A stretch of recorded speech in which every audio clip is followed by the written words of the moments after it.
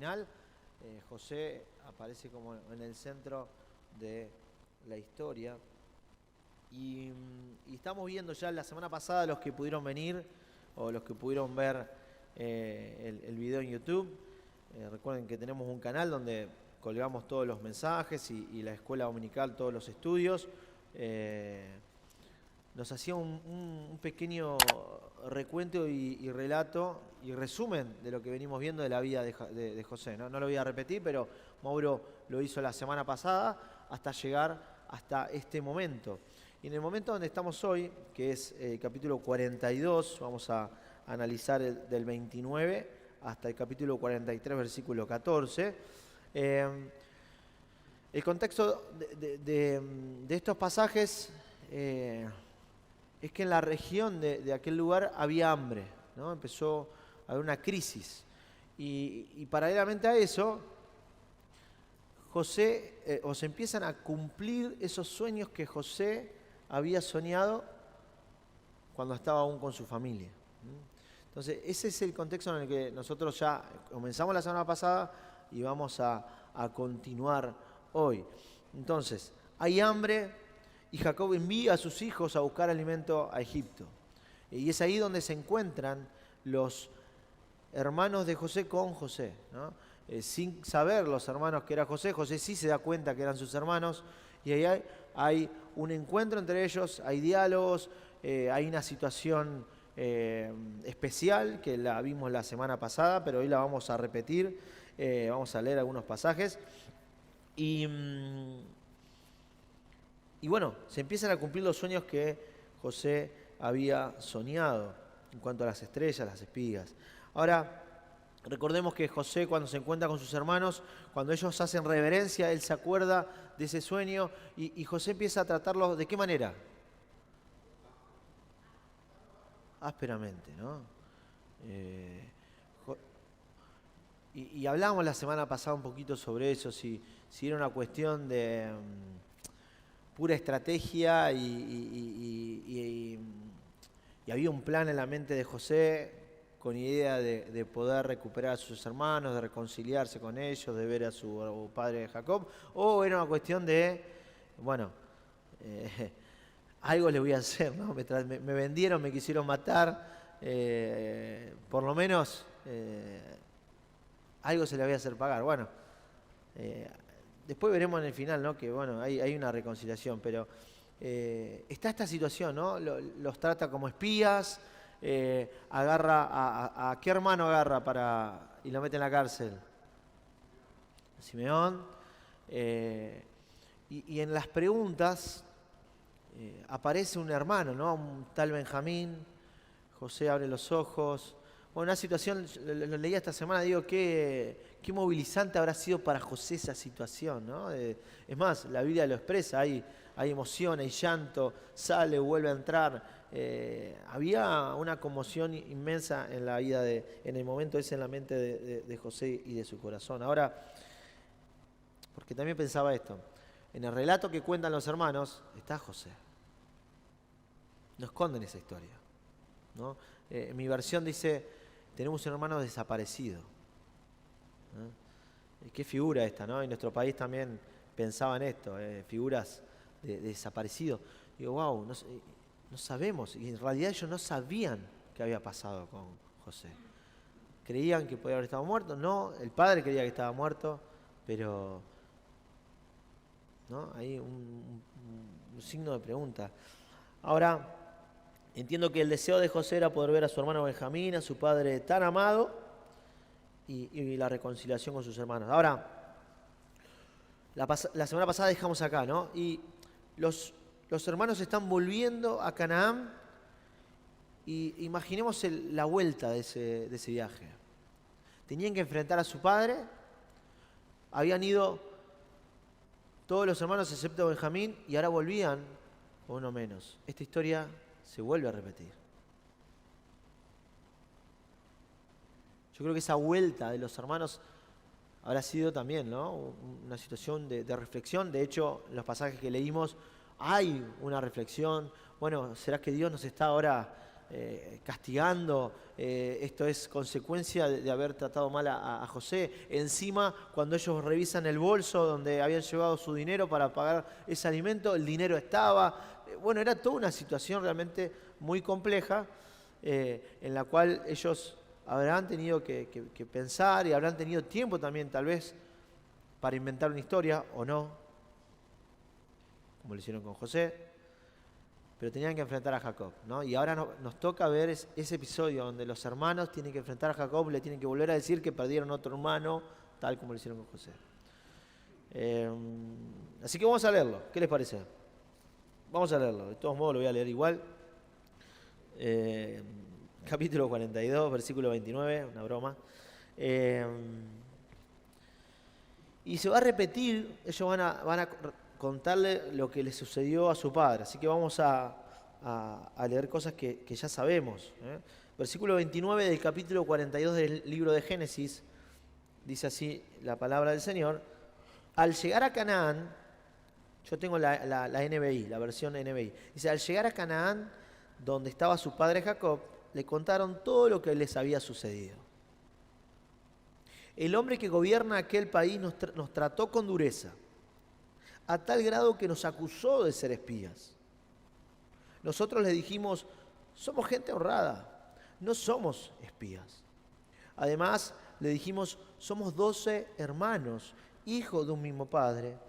Uno ya no vive y el menor se ha quedado con nuestro padre en Canaán. Bueno, acá dice ya no vive, más atrás yo tengo ha desaparecido. Versículo 33, en fin. Entonces el hombre que gobierna aquel país nos dijo, con esto voy a comprobar si en verdad son gente honrada. Dejen aquí conmigo a uno de sus hermanos y vayan a llevar alimento para calmar el hambre de sus familias. Pero a la vuelta, tráiganme a su hermano menor. Así comprobaré que no son espías y que en verdad son gente honrada. Luego les entregaré de vuelta a su hermano y podrán moverse con libertad por el país. Cuando comenzaron a vaciar sus costales, se encontraron con que la bolsa de dinero de cada uno estaba allí. Esto hizo que ellos y su padre se llenaran de temor. Entonces Jacob, su padre, les dijo, ustedes me van a dejar sin hijos. José ya no está con nosotros, Simeón tampoco está aquí y ahora se quiere llevar a Benjamín. Todo esto me perjudica. Pero Rubén le dijo a su padre, yo me hago cargo de Benjamín. Si no te lo devuelvo, podrás matar a mis 2 hijos. Mi hijo no seguirá con ustedes, replicó Jacob. Su hermano José ya está muerto y ahora solo me queda él. Mi versión dice, ahora solo él me queda, lo mismo, ¿no? Si les llega a pasar una desgracia en el viaje que van a emprender, ustedes tendrán la culpa de que este pobre viejo se muera de tristeza. Capítulo 43. El hambre seguía aumentando en aquel país. Bueno, vamos a leer hasta acá. Bueno, los hermanos le cuentan el relato, ¿no?, de lo que había sucedido. Es más, va a aparecer más información que la que aparece en el capítulo 42. Que a mí a veces me genera duda y ya desconfío tanto de los hermanos, ¿no?, que voy a decir, che, ¿le habrá dicho así? ¿No le habrá dicho así? Porque ahora vamos a leer un poquito más adelante. Ellos dicen como que José le preguntó incisivamente sobre si tenían un padre, y cuando vos lees antes no aparece eso, pero no importa, quizás es más información. Ahora,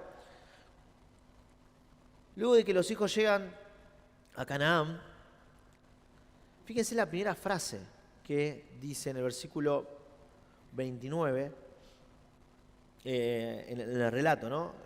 Una vez que cuentan los hermanos, en el versículo 36, Jacob va a decir esto. Entonces Jacob, su padre, les dijo, después de escuchar todo el relato, ustedes me van a dejar sin hijos. Duro, ¿no? Es decir, y repite, ¿no? Y menciona, José ya no está con nosotros, Simeón tampoco está, y ahora se quiere llevar a Benjamín. todo esto me perjudica. El temor de Jacob de seguir perdiendo hijos estaba ahí latente, ¿no? Parecía que la herida estaba fresca todavía, ¿no? Y esta situación, como cualquier situación traumática que vivimos en algún momento nosotros, ¿no? Cuando vemos algo similar, ¿qué hacemos? Nos lleva a ese momento, ¿no? De dolor, de angustia, de tristeza, de duelo. Bueno, es lo mismo que como que Jacob volvió a repetirse, no, otra vez esta historia, ya la viví, ¿no? Y lo loco de todo esto es que lo hace responsable, ¿a quiénes? A sus hijos. Ustedes.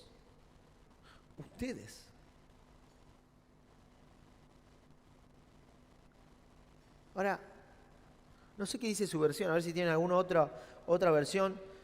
El versículo 38. A ver, hay que tenga otra versión que no sea la NBI. ¿Qué dice?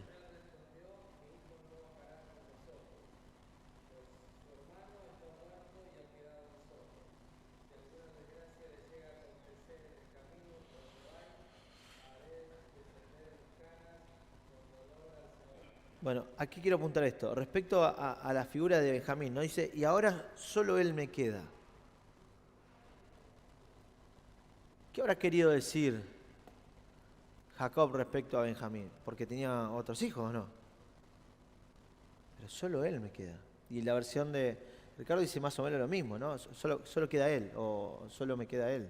¿Alguna otra versión? Pero, ¿qué opinan ustedes? No te escuché, Juan. De la misma madre, Raquel. Evidentemente, el apego era... Recuerden que la relación, ¿no?, que había tenido Jacob con Raquel, Raquel era la que él quería, ¿no? Y siempre lo expresó, siempre lo expresó durante toda la historia. Jacob fue coherente con ese pensamiento, ese deseo, esa emoción hacia Raquel. Y Raquel tuvo justamente, ¿no?, José Benjamín, y era el último que le quedaba de Raquel. No tenía más nada que a Raquel. Recuerden que Raquel, ¿cuándo muere? ¿Al nacer quién? Benjamín, ¿no? Ese momento tan especial y evidentemente Jacob tenía un apego, pero era seguramente por el amor que tenía Jacob a Raquel, ¿no? Ahora, no era nada descabellado el planteo que hizo Jacob respecto a sus hijos, ¿no? Que ustedes me van a dejar sin hijos porque siempre que salían volvían con uno menos, ¿viste? Y con José ya experimentamos, lo vimos, analizamos. Esta situación es distinta a la de José, claramente, ¿no? Porque lo de José fue algo con ensañamiento, fue con odio, fue con bronca. Acá no, acá fue un accidente, ¿no? Fue algo que un tercero tuvo que ver en dejarlo a Simeón en la cárcel, ¿no? Y no traerlo con Benjamín. Pero para el padre era lo mismo.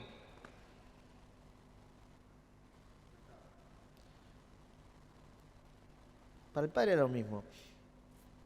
Ahora, cuando aparecen conflictos entre los hermanos, no podemos dejar de pensar en quiénes. A mí me lleva siempre a la primera familia, ¿no? A Caín y Abel. Ahí, ¿no? Bueno, con José ya lo mencionamos, pero en este caso era diferente. Pero cuando aparecen situaciones de hermano y de cuidado, yo creo, es más, inclusive hasta el día de hoy, pero veíamos estamos viendo con los adolescentes la serie Los Elegidos, y algo que aparece ahí, ¿la vieron todos, no? Bueno, no sé si contar, pero hay un hombre que muere y resucita al tercer día. No sé si le estoy espoleando. Nada, chiste. Ahora, estamos en el segundo capítulo, y empiezan a aparecer algunas figuras, algunos discípulos. Empieza a aparecer Tadeo, empieza Santiago, empieza a aparecer Simón, empieza a aparecer Andrés, bueno, y lo ponen a Simón como un sabandija, lo ponen a Simón como un tipo que, es más, trabaja para Roma porque está espiando a sus propios hermanos si es que pescan o no pescan en el Sabbat. Entonces tienen un arreglo para que a él no le cobren los impuestos. Bueno, ¿a qué voy con esto?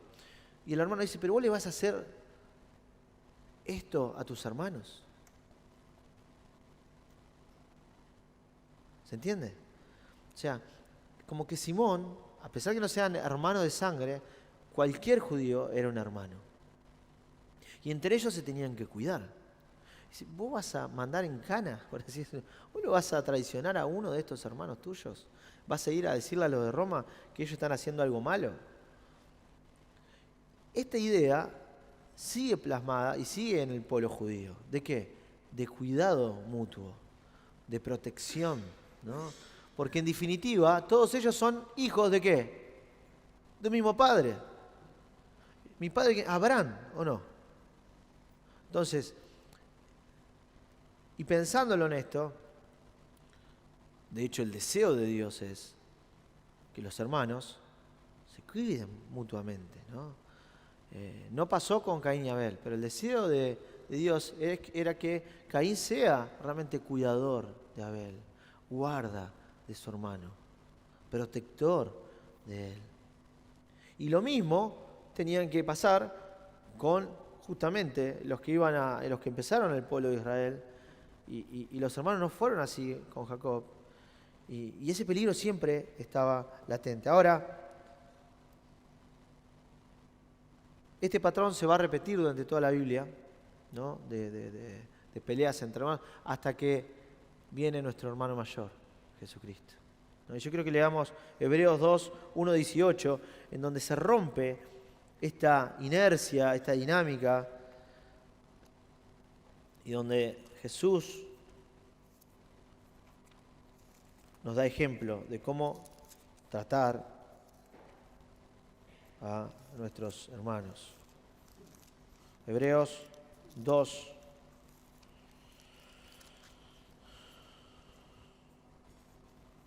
Dice así: por eso es necesario que prestemos más atención a lo que hemos oído, no sea que perdamos el rumbo. Porque si el mensaje anunciado por los ángeles tuvo validez y toda transgresión y desobediencia recibió su justo castigo, ¿cómo escaparemos nosotros si descuidamos una salvación tan grande? Esta salvación fue anunciada primeramente por el Señor, y los que la oyeron nos la confirmaron. A la vez, Dios ratificó su testimonio acerca de ella con señales, prodigios, diversos milagros, dones distribuidos por el Espíritu Santo según su voluntad. Dios no puso bajo el dominio de los ángeles el mundo venidero del que estamos hablando, como alguien ha atestiguado en algún lugar. ¿Qué es el hombre para que en él pienses? ¿Qué es el ser humano para que lo tomes en cuenta? Lo hiciste un poco menor que los ángeles y lo coronaste de gloria y de honra. Todo lo sometiste a su dominio.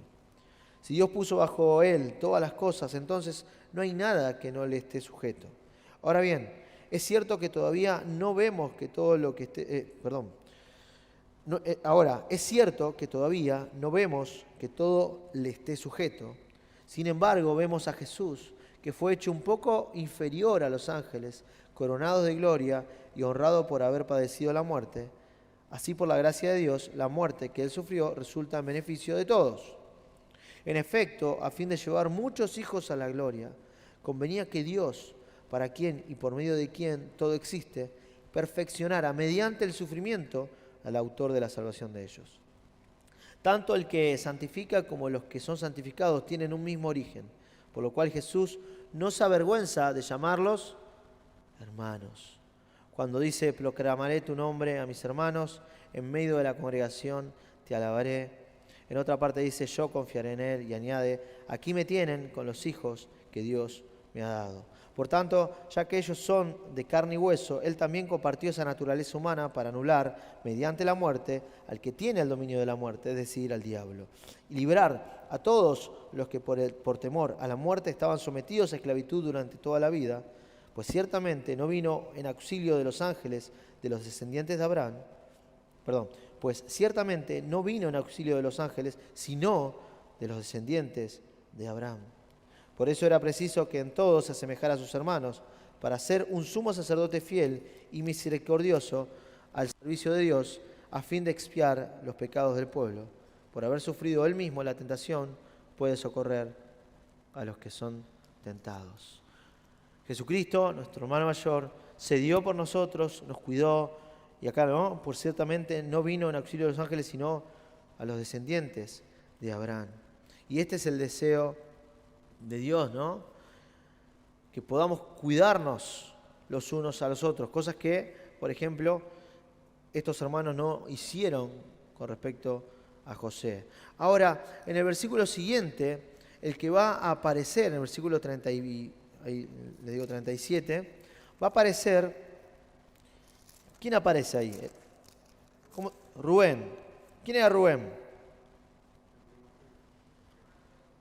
El primogénito, el hermano mayor, ¿no? Y Rubén dice en el versículo 37, pero Rubén le dijo a su padre, yo me hago cargo de Benjamín, si no te lo devuelvo, podrás matar a mis 2 hijos. ¿Suena fuerte? ¿O a usted le parece algo normal, común? ¿Nunca dijeron, doy mis hijos por...? ¿No? Bueno, yo tampoco. Ahora, ¿qué les parece la actitud de Rubén? A simple vista.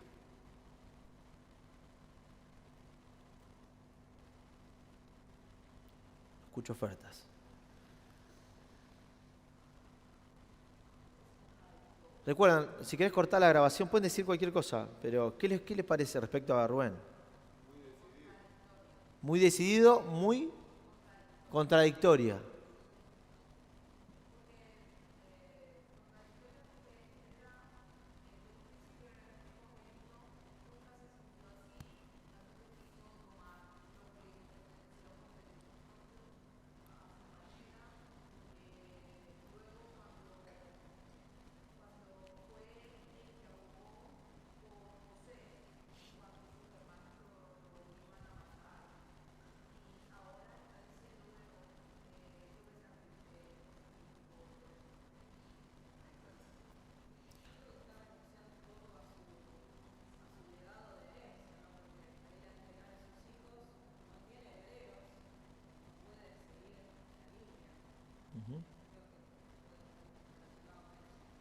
Como algo positivo, algo bueno.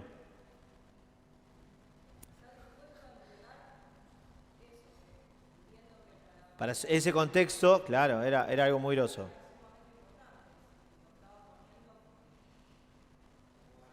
Como garantía.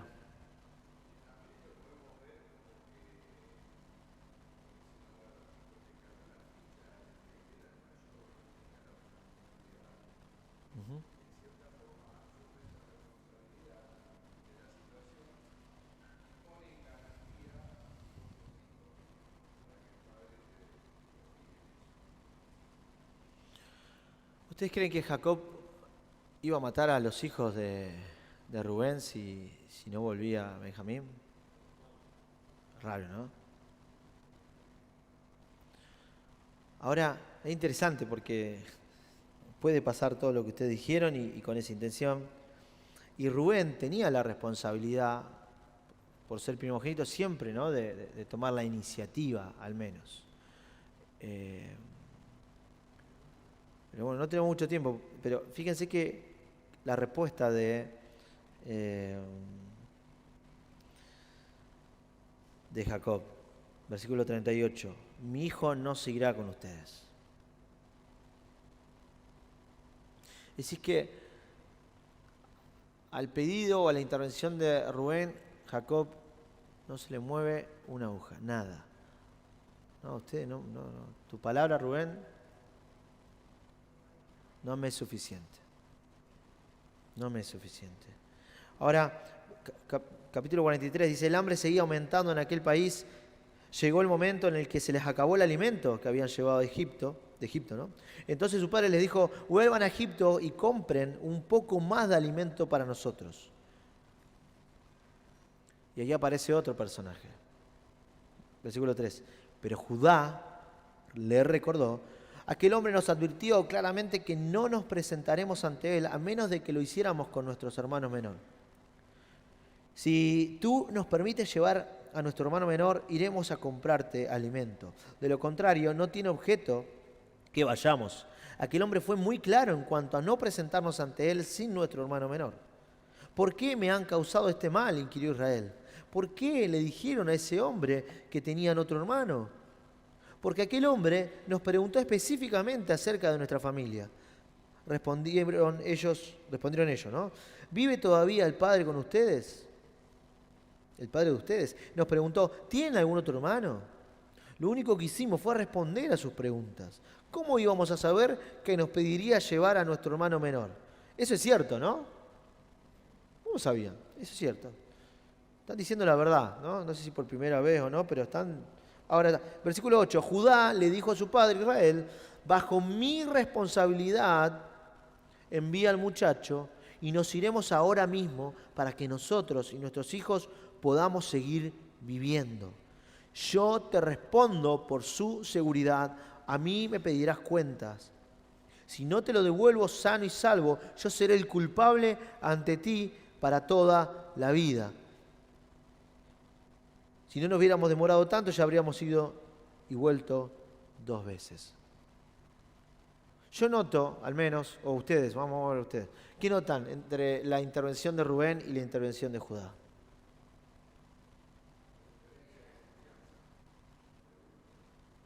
Sin saber la respuesta de Jacob, ¿no? Todavía. Pero humildad.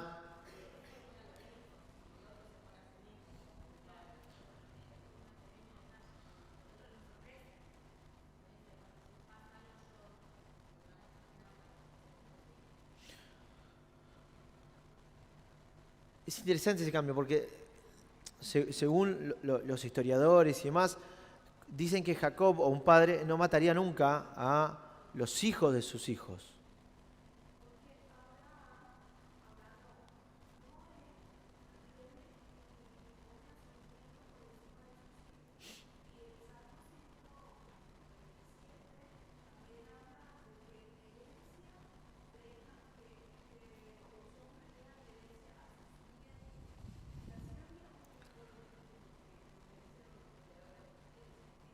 ¿Sí? Tiene que ver con lo que decía Analía, ¿no?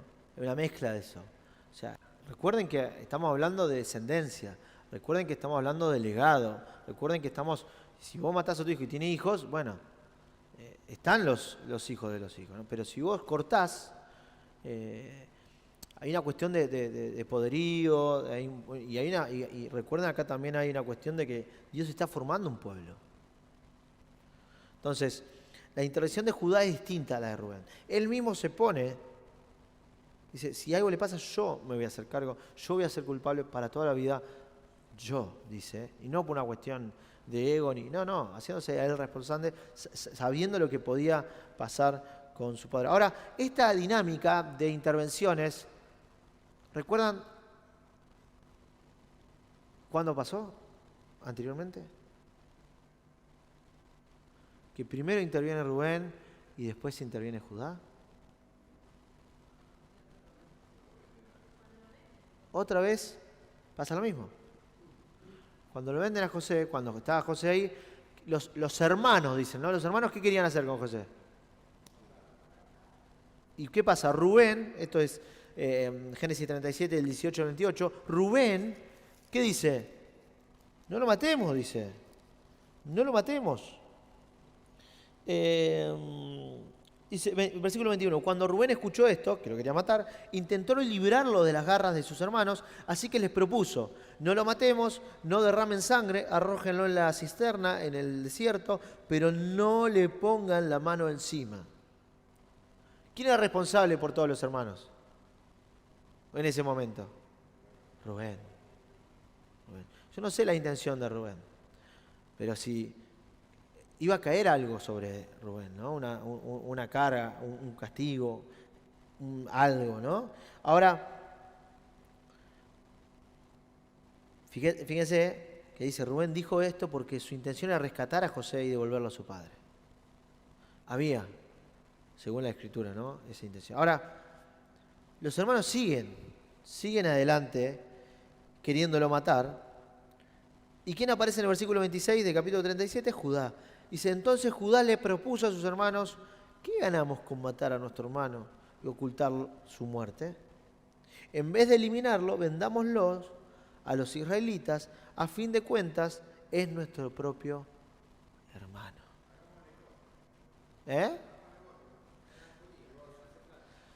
Sí, ahora, más allá recuerden que los hermanos seguían empecinados en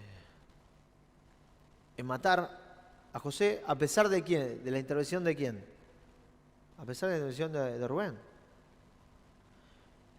Viendo eso, Judá dice, bueno, estos siguen con esta idea, propone otra forma de eliminarlo, digamos, ¿no? De venderlo, hagamos un negocio.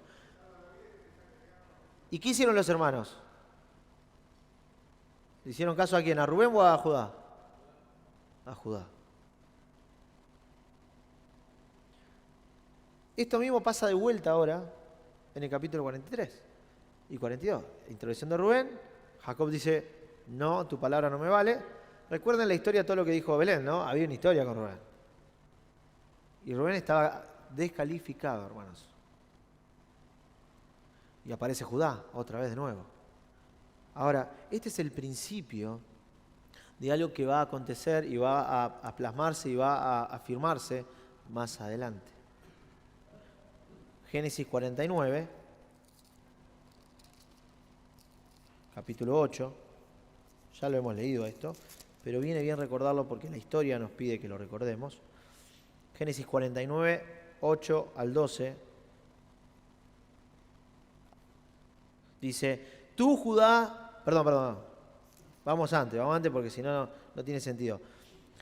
49, 3. Tú, Rubén, eres mi primogénito, primer fruto de mi fuerza y virilidad, primero en honor y en poder, impetuoso como un torrente, ya no serás el primero. Te acostaste en mi cama, profanaste la cama de tu propio padre. ¿Entienden? Ya en el corazón de Jacob ya estaba descalificado Rubén y vemos pequeños destellos de esta situación. Con José, ahora con Benjamín y la responsabilidad de quién le iba a tomar. Y fíjense, versículo 8 al 12 dice, tú Judá serás alabado por tus hermanos, dominarás a tus enemigos y tus propios hermanos se inclinarán ante ti. Mi hijo Judá es como un cachorro de león que se ha nutrido de la presa. Se tiende al acecho como león a que nadie se atreva a molestar. El cetro no se apartará de Judá, ni de entre sus pies del bastón de mando, hasta que llegue el verdadero rey, quien merece la obediencia de los pueblos, y Judá amarra su asno a la vid, y la cría de su asno a la mejor cepa, lava su ropa en vino, su manto en la sangre de las uvas, sus ojos son más oscuros que el vino, sus dientes más blancos que la leche. Recuerden que de la descendencia de Judá, ¿quién va a venir? El verdadero rey, Jesús. Entonces van cambiando, ¿no? Y esta dinámica la vemos desde antes, ¿no? Siempre la tendencia del mundo, desde los inicios hasta acá, a partir del pecado, es que el mayor, el grande, la figura, ¿no?, del poderoso, y cómo Dios va siempre cambiando y trastocando, ¿no? El débil, el poderoso, y esa figura sigue presente, ¿no? Venimos hablando, creo que Seba predicó sobre los pequeños, ¿no?, y los grandes, y ojo con esto. Bueno, la Biblia siempre tiene líneas, ¿no?, patrones, y esta es una, y la vamos a ver aún en la familia de Jacob, y en la intervención de Judá podemos ver cómo va a ir cambiando la figura del primero, ¿no?, de la familia principal. ¿Algún comentario, algo que quieran hacer respecto a esto?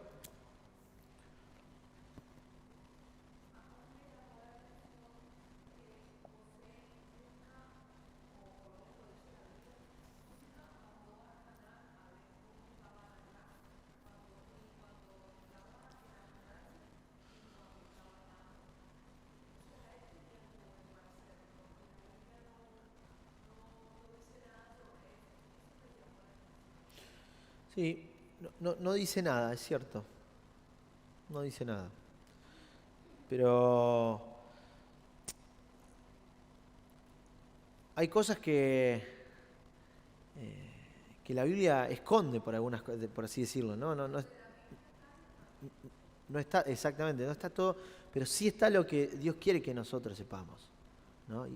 Y en esto es donde nos tenemos que afirmar, ¿no? Y indagar, y vemos y conocemos la historia cómo va a terminar, pero Dios está trabajando con la familia de Jacob, con sus hermanos, con José, aún a pesar de que no sepamos el tiempo y el momento. Ahora, interviene Judá y ahora fíjense lo que va a decir el padre.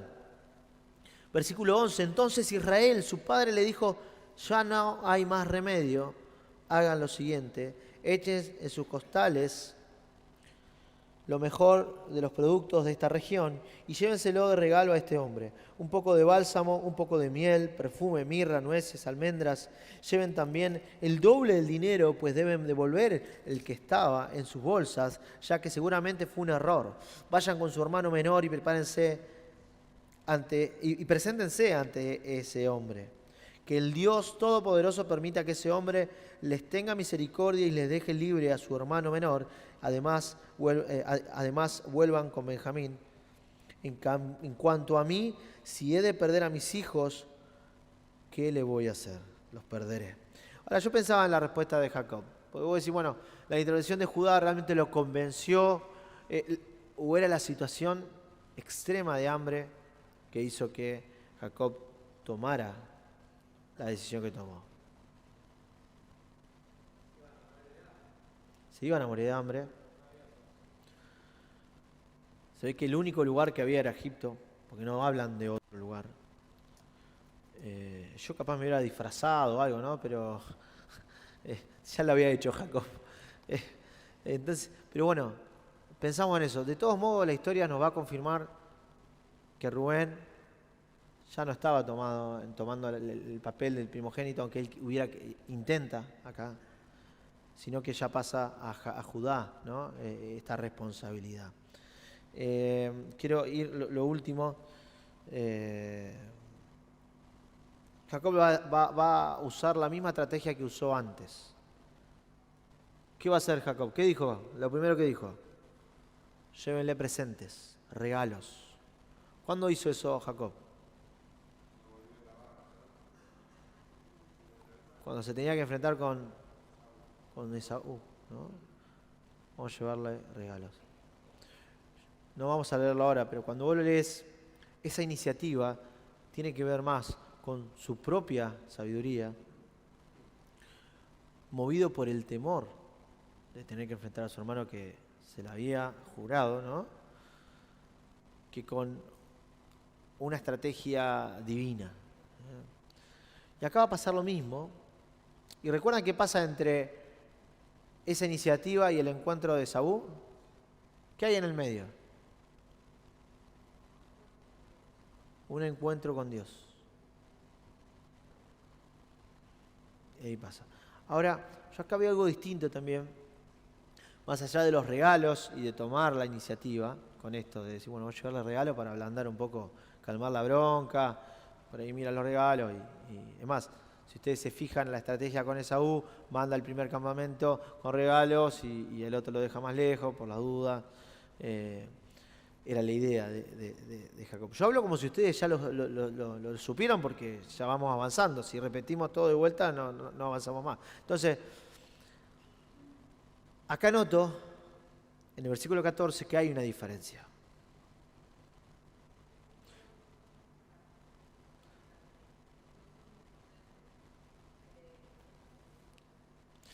Claramente, él dice, no, porque Jacob dice, bueno, vamos a mandarle regalos, pero entiende que el único que puede mover el corazón de José es el Shaddai. El único nombre que no veo acá, Seba, Shaddai. El Shaddai. Y es muy interesante lo que significa el Shaddai.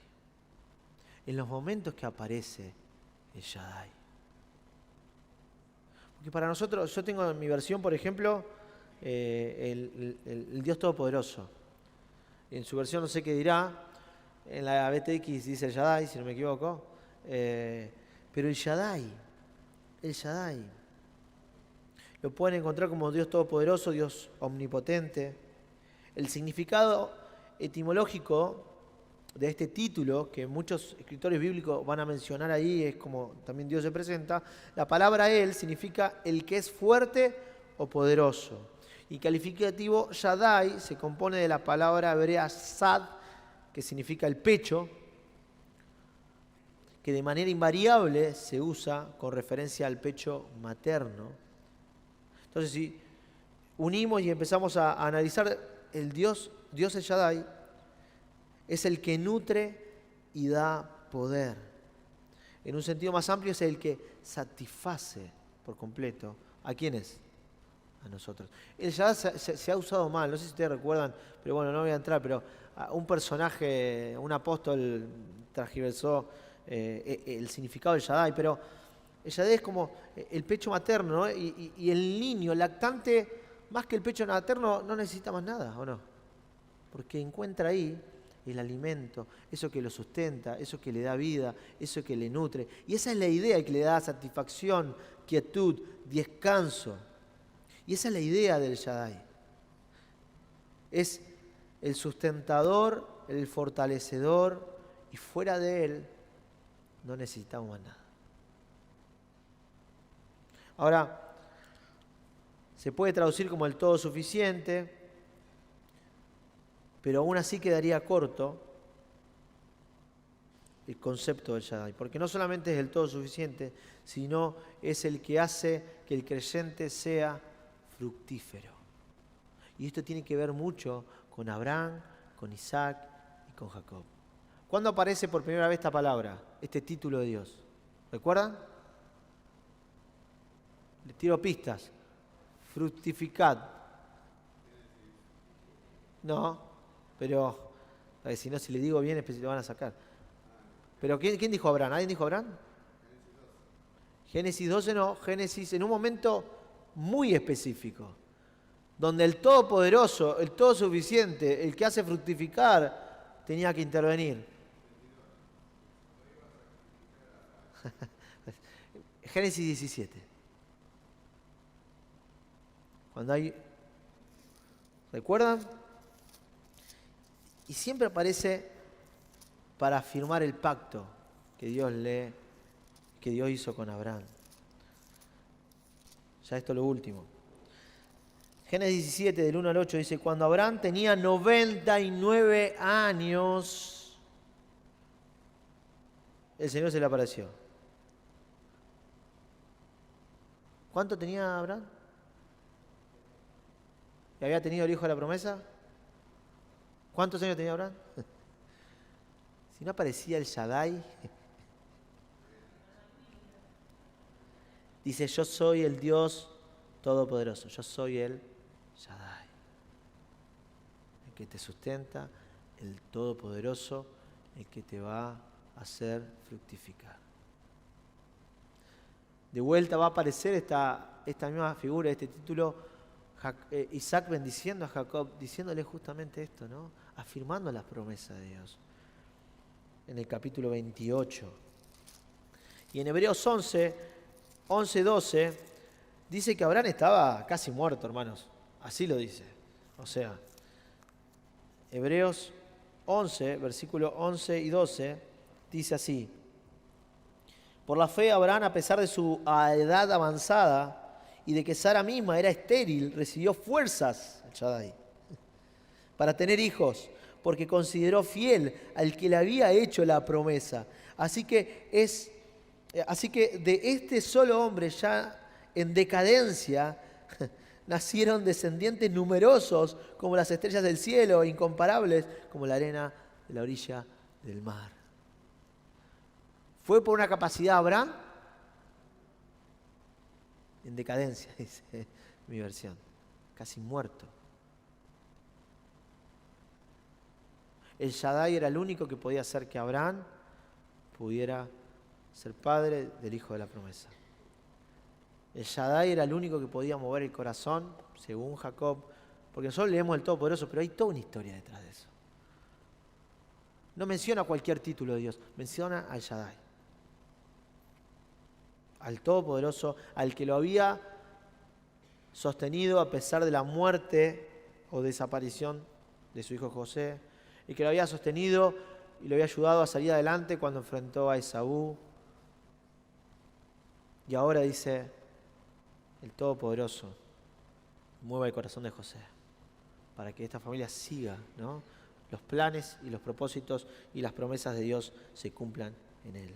Cuando pensaba en esto, reflexión final, pensaba en que el Señor nos viene mostrando que hay muchos personajes en la Biblia. Algunos buenos, algunos malos, algunos más o menos, algunos que nos gustan más, otros que nos gustan menos.